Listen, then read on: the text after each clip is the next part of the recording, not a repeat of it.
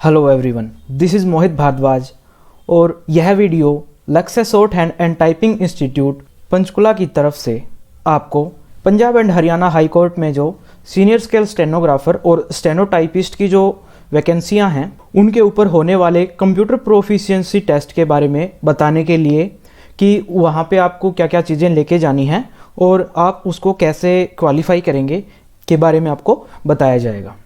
तो सबसे पहले देख लेते हैं सीनियर स्केल स्टेनोग्राफर और स्टेनोटाइपिस्ट के जो फॉर्म हैं वो आपने अलग अलग भरे होंगे, लेकिन जो कंप्यूटर प्रोफिशिएंसी टेस्ट जो है आपका वो एक ही होगा दोनों एग्ज़ाम के लिए। तो सबसे पहले आपका जो कंप्यूटर प्रोफिशिएंसी टेस्ट है वो होगा, उसके बाद जो बच्चे क्वालिफाई करेंगे इस एग्ज़ाम को उनका स्किल टेस्ट स्टेनो में होगा। तो सबसे पहले देखते हैं कि आपको वहाँ पे क्या क्या चीज़ों की रिक्वायरमेंट होगी, क्या क्या चीज़ें लेके जानी है, क्या नहीं लेके जाना। तो इस प्रकार से आपका जो एडमिट कार्ड है वो आपको मिला होगा। जो अलग अलग दोनों आपके फॉर्म हैं उनकी रजिस्ट्रेशन ID 1 और ID 2 करके आपको बताई गई होगी। यहाँ पे आपको आपका रोल नंबर मिला होगा और जो सबका एग्ज़ाम है वो चंडीगढ़ यूनिवर्सिटी में होगा। तो पीछे जो हाई कोर्ट के एग्ज़ाम हुए हैं अभी वो भी चंडीगढ़ यूनिवर्सिटी में ही हुए हैं।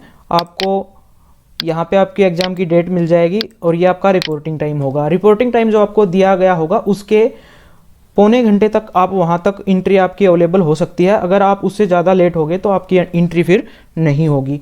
उसके बाद में ये सिग्नेचर वगैरह आपको वहीं पे करने हैं, कोई दिक्कत नहीं है। आपको लेके क्या जाना है, सबसे पहले अगर आपके पास एडमिट कार्ड होगा तो ही आपकी वहाँ पे एंट्री हो पाएगी। इसके बाद इन्होंने बताया है कि आप मोबाइल फ़ोन, कोई पेज, कोई बुक, कोई इलेक्ट्रॉनिक डिवाइस अंदर नहीं लेके जा सकते। कोई भी किसी लड़की ने कोई ज्वेलरी पहन रखी है या कोई रिस्ट वॉच है, ऐसा आप कुछ एग्ज़ाम सेंटर के अंदर नहीं ले जा सकते। अगर आपके पास पैसे हैं तो वो आप ले जा सकते हैं, लेकिन अगर आपके पास कॉइन्स हैं तो वो कॉइन्स आपके अलाउड नहीं हैं अंदर। उसके बाद ये कह रहे हैं कि आपको अपने एग्ज़ाम सेंटर पे टाइम पे पहुंचना होगा। उसके बाद इन्होंने कहा है कि आपका जो गिवन टाइम है आप उस टाइम पे पहुंचें और उसके कुछ टाइम बाद आपका जो एग्ज़ाम सेंटर है उसमें एंट्री आपकी बंद हो जाएगी। उसके बाद आपको में जाना अलाउड नहीं है। उसके बाद इन्होंने कहा है कि कोई भी एग्ज़ाम सेंटर या एग्ज़ाम की डेट चेंज करने का प्रावधान नहीं है। इसके बाद बताया है कि candidate has affix his attested photograph on his admit card. जो फोटो आपने यहाँ पे चिपकानी है वो फोटो आपकी अटेस्टेड होनी चाहिए। आप किसी लेक्चरर, किसी भी गवर्नमेंट अधिकारी से उसको टेस्ट करवा सकते हैं। अगर आपसे वो ना हो पाए तो आप सेल्फ टेस्ट उस फोटो को कर सकते हैं। उसके बाद ये कह रहे हैं कि आपको ब्लू या ब्लैक बॉल पॉइंट पेन लेके जाना है, उसके अलावा कोई भी चीज़ आपको नहीं लेके जानी।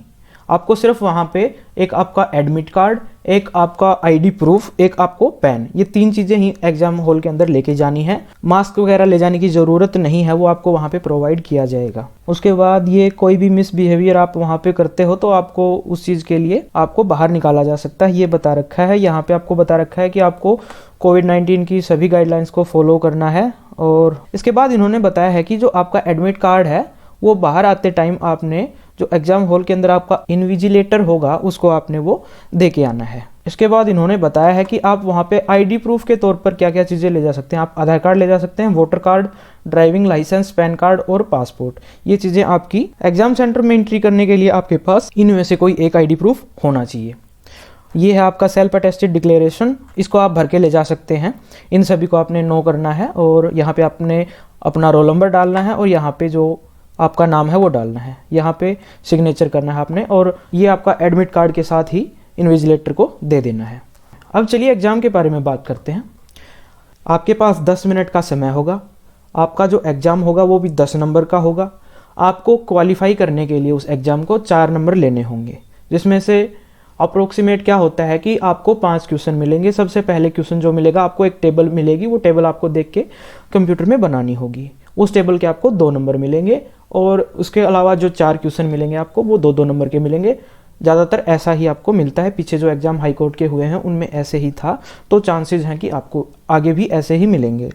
कुछ टिप्स हैं जिनको आप करके इस एग्ज़ाम को आसानी से क्वालिफाई कर सकते हैं। सबसे पहले तो जो आप प्रैक्टिस कर रहे हैं अभी, ज़्यादा आपको हाई लेवल में नहीं जाना। आपको बेसिक एक्सेल आना चाहिए, आपको कुछ फॉर्मूले आने चाहिए, आपको टेबल को अरेंज करना आना चाहिए। और जो भी आप प्रैक्टिस करते हैं, मान लीजिए कि अगर किसी बच्चे के पास लैपटॉप है तो आप लैपटॉप के कीबोर्ड पे प्रैक्टिस ना करें। मान लीजिए किसी बच्चे के पास अगर लैपटॉप है तो आपको सजेस्ट किया जाता है कि आप अलग से कीबोर्ड और माउस कनेक्ट करके लैपटॉप से प्रैक्टिस करें। जो बच्चे कंप्यूटर पे प्रैक्टिस कर रहे हैं उनके लिए कोई दिक्कत नहीं है। और सबसे ज़रूरी बात यह है कि जब भी आप प्रैक्टिस करते हैं तो आप स्टॉप वॉच लगाएं, 10 मिनट का टाइम लगाएं और आप देखें कि आप जो क्वेश्चंस कर रहे हैं वो 10 मिनट में पूरा कर पा रहे हैं या नहीं कर रहे हैं। ये चीज़ आपको बिल्कुल ज़रूर ध्यान रखनी होगी, क्योंकि वहाँ पे सबसे ज़्यादा बच्चों के साथ जो दिक्कतें आई हैं वो है टाइम को लेके, कि जितना करना होता है वो आता तो सबको है, लेकिन वहाँ पे टाइम कम रहता है और उस टाइम में ये चीज़ें फुलफ़िल कर पाना बहुत मुश्किल हो जाता है जो बच्चे बहुत कम प्रैक्टिस करते हैं। तो सबसे पहली चीज़ तो यही है कि ज़्यादा से ज़्यादा प्रैक्टिस करनी है और स्टॉप वॉच लगा के आपको ये प्रैक्टिस करनी है। अगर आपको एक्सेल की नॉलेज नहीं है या फिर आपको कोई डाउट है तो इसी चैनल पर आपको एक्सेल की आगे कंप्यूटर प्रोफिशिएंसी टेस्ट के लिए वीडियोस मिलेंगी। आप वो वीडियोस देख के और अपनी तैयारी कर सकते हैं। अगर आपका कोई डाउट है तो आप कमेंट सेक्शन में कमेंट करके हमें बता सकते हैं, आपके जो डाउट हैं वो क्लियर करे जाएंगे। इससे रिलेटेड कोई भी अन्य जानकारी के लिए आप हमारा चैनल सब्सक्राइब करें।